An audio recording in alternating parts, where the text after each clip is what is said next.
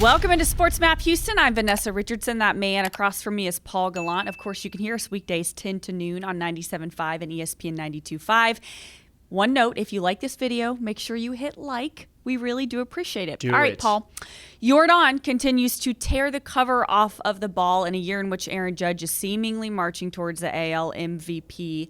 MLB.com's David Adler called Yordan, quote, the new best hitter in baseball. Another article over the weekend from Deadspin, quote, it's actually okay to root for the Astros' Yordan Alvarez.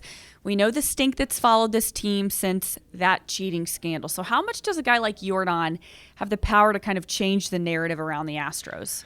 I don't know, Vanessa. I mean, no one on the Patriots was ever able to change the narrative around them post-Spygate.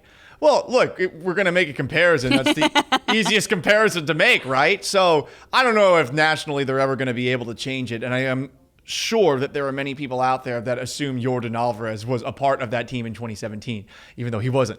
So that's just the way it goes. But you got to say the way that he's hitting right now, yeah, you can make an argument for him as one of the best hitters in baseball. I saw that piece, Vanessa, and I assumed that it was going to be some piece put together by an Astros fan, and it was going to be very, very orange and blue colored glasses for the Astros. And then you read it, and the stats that they bring up, stats that are confusing, like XWOBA, actually do indicate that Alvarez is maybe the best hitter in baseball. And I mean, good thing he has been in a year where this rest of the lineup, especially Alex Bregman and Yuli Gurriel, have struggled. Alvarez has looked like one of the best players in the game. So a lot of people in the media were shocked that the Astros were actually able to lock up Yordan in such a reasonable deal, especially in the year where Aaron Judge, like we talked about, looks to hold all of the leverage over the Yankees organization.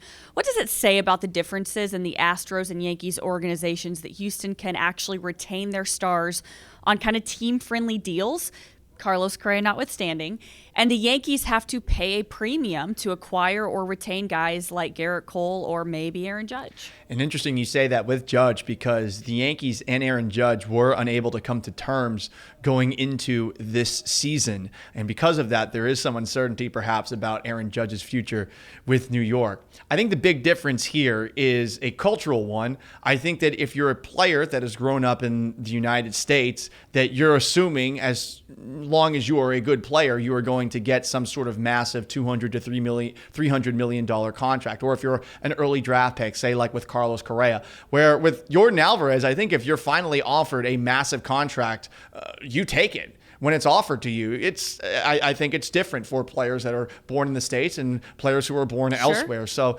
it's great for Alvarez, and honestly, it's great for the Astros too. I mean, it's kind of messed up to take advantage of a situation as far as financials where it can help you, but this certainly does help them. And now they're focusing on Kyle Tucker. We'll see if Kyle Tucker is actually going to be willing to take a rather team-friendly deal like Alvarez did. Astros fans overjoyed to have Yordan here for the long term. All right, that's been our Sports Map episode. Again, remember to follow us. Remember to hit like on this YouTube video.